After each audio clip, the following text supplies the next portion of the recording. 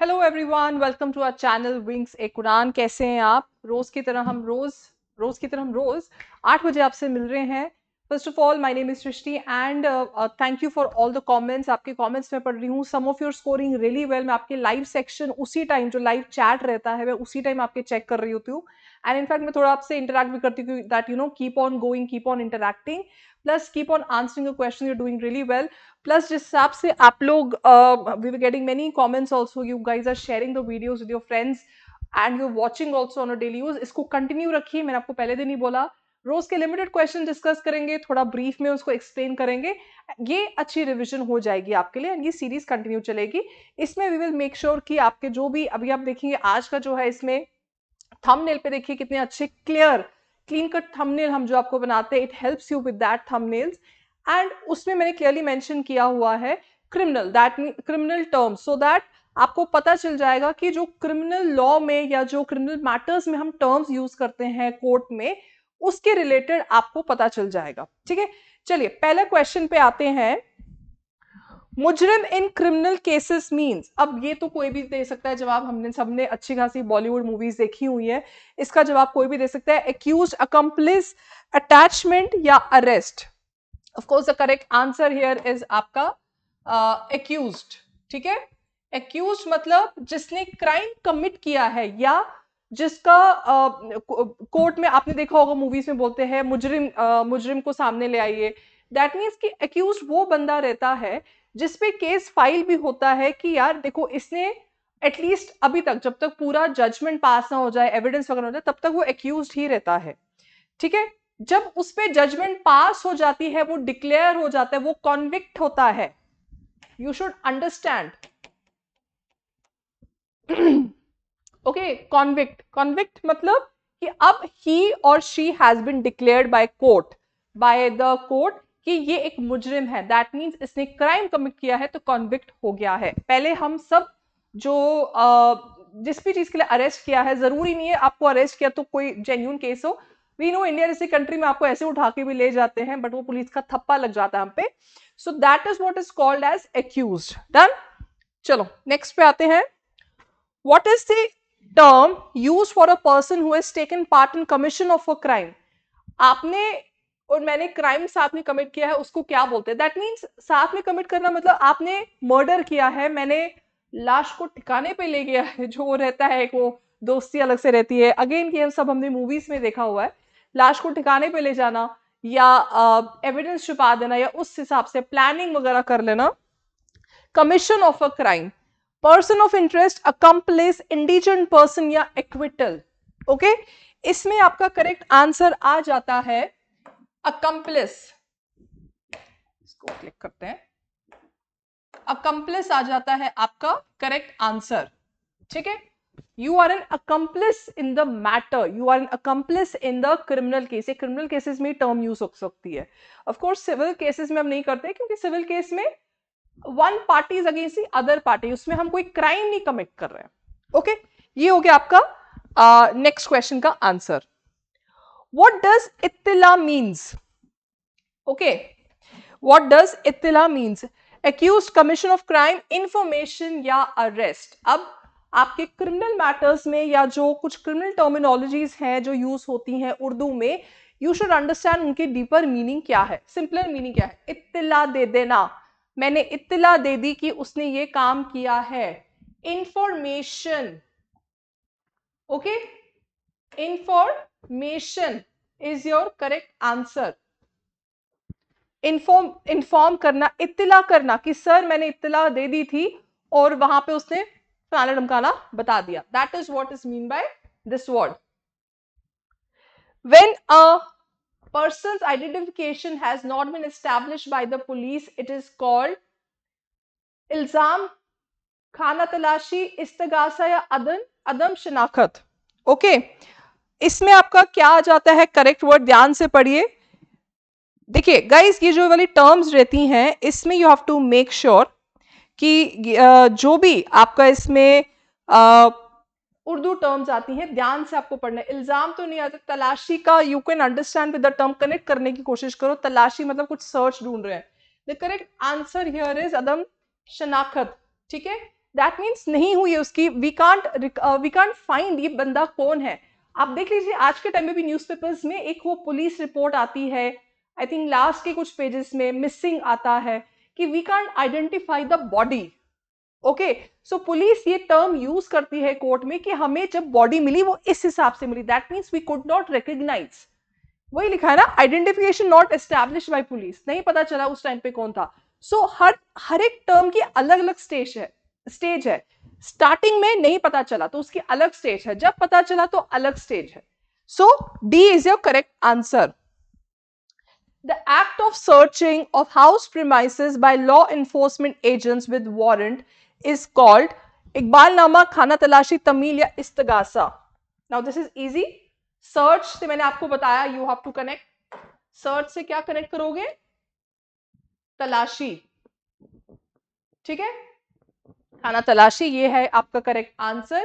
तलाशी क्या होती है? यहाँ पे सपोज आपके अगेंस्ट वारंट निकला है कोर्ट में, हमने देखा है गाइस, देखो यहाँ पे क्या लिखा है, बाय लॉ एनफोर्समेंट एजेंसी, सिर्फ पुलिस ने लिखा है। आज के टाइम पे आपने न्यूज सुनी होगी, ईडी जाती है, एनफोर्समेंट डायरेक्टरेट जाता है, सीबीआई जाता है, पुलिस जाता है आपके घर पे तलाशी करने।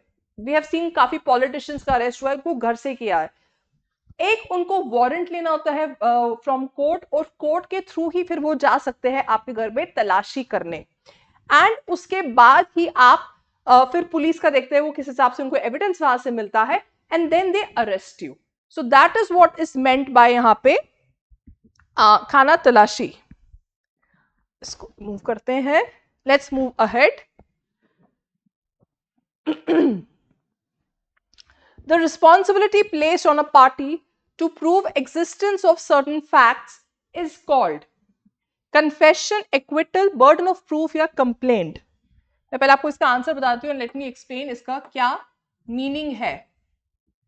इसका correct meaning is, correct answer is burden of proof. It means कि रिस्पॉन्सिबिलिटी जब हम एक पार्टी को देते हैं, दैट मींस आपके और मेरे अगेंस्ट केस फाइल हुआ है, क्रिमिनल मैटर्स ही ले लेते हैं कोर्ट में। देखो हम लोग बोलते हैं कि suppose Srishti versus state of Jammu and Kashmir, क्योंकि जब आप एक क्राइम कमिट करते हो, आप एक सोसाइटी के अगेंस्ट क्राइम कमिट करते हो, सो that is why opposite party इसमें सरकार आ जाती है। ओके, सरकार मतलब मैं पूरी स्टेट को यहां पे रिप्रेजेंट कर रहा हूं, the crime is against the state. अब क्या होता है, पहले जो प्रोसिक्यूशन रहता है सरकार, उसको प्रूव करना होता है कि मैंने क्राइम कमिट किया है, तो इसलिए पहले उनके पास बर्डन ऑफ प्रूफ रहता है कि sir show me the evidence, witnesses लाओ, एविडेंस लाओ कि मैंने क्राइम कमिट किया है। उसके बाद वो बर्डन ऑफ प्रूफ मेरे पे आता है, ठीक है, उनका हमने देख लिया, उनने विटनेसेस ले आए, उन्हें ये एविडेंस शो किया। रिमेंबर मैंने एग्जिबिट की बात की थी, उसमें मर्डर वेपन हो सकता है, जो भी हो सकता है, वो हो गया। एंड उसके बाद इट इज माई टर्न कि मैं वहां पे दिखाऊं अपने विटनेसेस, अपने एविडेंसेस टू प्रूव कि मेरे पे बर्डन नहीं, इन पे बर्डन है टू शो कि मेरे क्राइम नहीं किया है। Okay, so it shifts, burden of proof shifts. आपको कोर्ट में दिखाना होता है कि इस बंदे ने क्राइम किया है, बर्डन ऑफ प्रूफ दिखाना आपको इसमें जरूरी है। That is why this is your correct answer. What does compliance tamil means? Following the set of rules procedure, corroborating evidence, closure report या burden of proof. This is your correct answer. Compliance, अगर आपको तमील का मतलब समझे, compliance सीधा हम use करते हैं, anyway this term is used with आपका rules and regulations. That means जो भी कुछ वहां पे rules दिए गए हैं, regulations दिए गए, you have to follow them. So that means compliance was not followed. Certain rules you have to follow. अब देखो मैंने आपको बताया था सिविल प्रोसीजर कोड, वैसे ही एक रहता है क्रिमिनल प्रोसीजर कोड, ठीक है। अब of course you have new names उनके, ठीक है, इंडियन पीनल कोड का न्यू नेम है, इंडियन एविडेंस एक्ट का न्यू नेम है, इंडियन क्रिमिनल प्रोसीजर कोड का न्यू नेम है। So you have to understand कि न्यू नेम्स है। उसके लिए भी एक काम कर लेते हैं, एक एमसीक्यूज बना लेते हैं कि उनका न्यू नेम क्या बन चुका है। तो उसमें देखो चीजें सेम होती है, उसमें प्रोसीजर बताया कि अगर पुलिस ने पहले अगर आपको अरेस्ट करने जाना, भी हमने पहले पढ़ा, तो कोर्ट से वारंट लेना है अंडर दिस सेक्शन, ठीक है। उसके बाद पुलिस ने वहां पे वारंट दिखाना है आपको, मेरे घर पे अगर आए मेरे को वारंट दिखाना है, उसके बाद if they will arrest me under this section, produce me before the magistrate under this section. So these are all procedure, step by step they have shown. Criminal procedure court में आपका लिखा होता है, मैं क्रिमिनल प्रोसीजर कोर्ट की बात करूंगी, not the new law, क्योंकि न्यू लॉ में जो जिस लॉ की मैं बात कर रही हूँ वो होगा, बट सेक्शन नंबर डिफरेंट होगा. हम लोग बात करते हैं सेक्शन 144 लग गया, ये सुना होगा, हम जेएंडके वालों ने तो एब्सोल्युटली सुना होगा, सेक्शन 144 लग गया. इसमें क्या होता है दैट आप 300 से ज्यादा लोग एक जगह पे इकट्ठा नहीं हो सकते. सो वो ये जब कभी कर्फ्यू डिक्लेयर करना होता है या जब आपका सारा कोविड का टाइम चल रहा था, so section 144 was declared. Again इसका प्रोसीजर है, यू हैव टू शो कि अंडर व्हाट लॉ आपने ये दिखाया है. ठीक है, तो सबका ये प्रोसीजर का पार्ट रहता है. नेक्स्ट क्वेश्चन पे चलते हैं. यहां पे examination of a witness by the opposite lawyer is called examination chief, referral, cross examination या admissible evidence. Examination of a witness by opposite lawyer. Opposite lawyer बहुत ही इंटरेस्टिंग चीज होती है गाइस. क्रॉस एग्जामिनेशन, जब मैंने केस फाइल, सपोज मेरे against case file किया सरकार ने, ठीक है, मर्डर चार्जेस लग गए मेरे पे, चलो सपोज लग जाते, होएगा नहीं. अब जो विटनेस आ रहा, पहला विटनेस आ रहा है, उसने पहले मेरे अगेंस्ट विटनेस लाने हैं. ठीक है, दैट मीन सरकार की साइड से वो विटनेस आ रहा है. सरकार उस विटनेस का क्या करता है, उसको बोलते हैं एग्जामिनेशन इन चीफ. जो पार्टी अपने ही विटनेस का स्टेटमेंट लेती है उसको कहते हैं एग्जामिनेशन चीफ. ओके, जब वो, अब मेरा विटनेस, मेरे केस में विटनेस हो गया, सपोज आप आए विटनेस में, अब ऑपोजिट, दैट मीन्स मेरा जो वकील है उसने इसकी क्रॉस एग्जामिनेशन करनी है, उसको कहते हैं क्रॉस एग्जामिनेशन. दैट मीन्स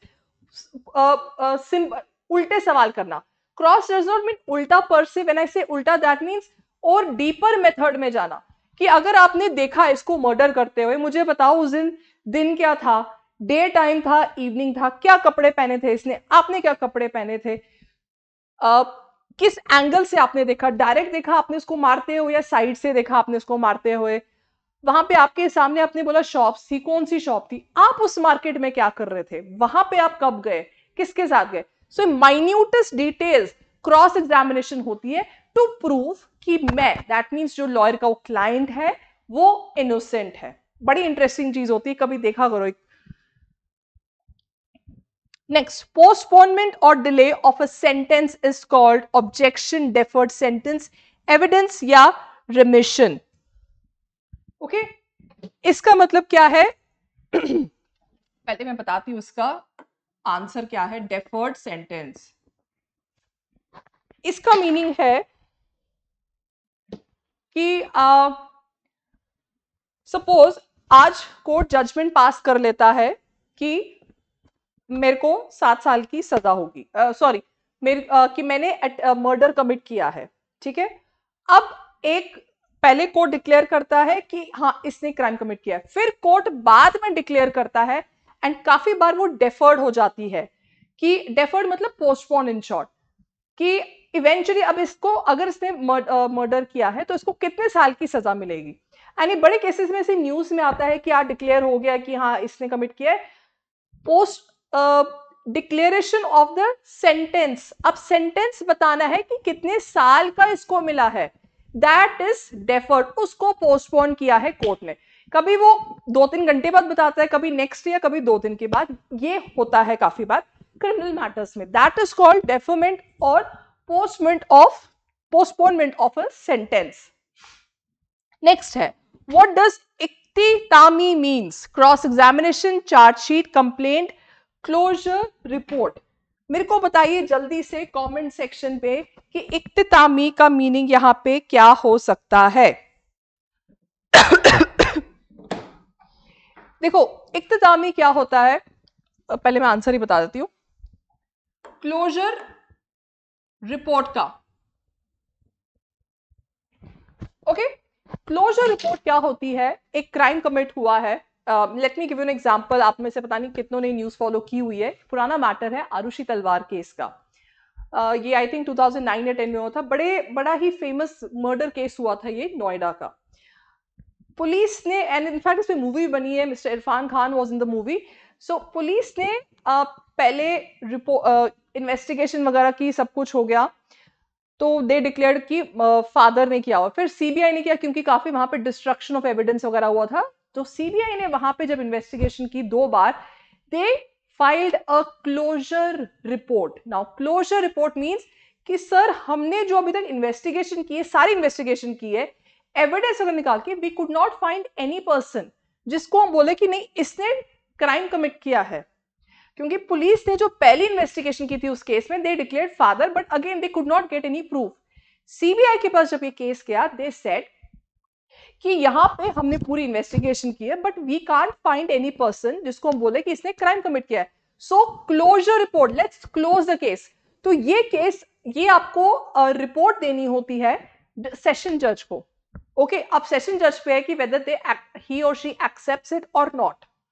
ठीक है, so it is a very important thing. Closure report इस केस में फाइल हुई थी, एंड समटाइम्स कोर्ट बोलता है कि नहीं, you do it again, I don't agree to this, you do it again. Of course अब ये जैसे हाई प्रोफाइल मैटर था, तो कोर्ट को रिफ्यूज करना ही था. कोर्ट भी नहीं बोल सकता था कि वो खुद ही फंस जाता कि आप इसको ठीक है खत्म कर लीजिए. सो कोर्ट ने बोला कि no, you can't close it, find more evidence, आप और टाइम लो और इन्वेस्टिगेशन करो. सो ये काफी कुछ मैटर्स में होता है जब एविडेंस ही बिल्कुल ना लूज सा हो, कुछ तुम कनेक्ट नहीं कर पाओगे, दैट इज कॉल्ड कोरोबोरेटिव एविडेंस.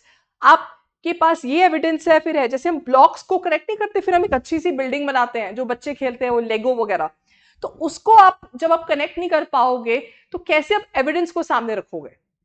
ठीक है, so this is what is mean by closure report.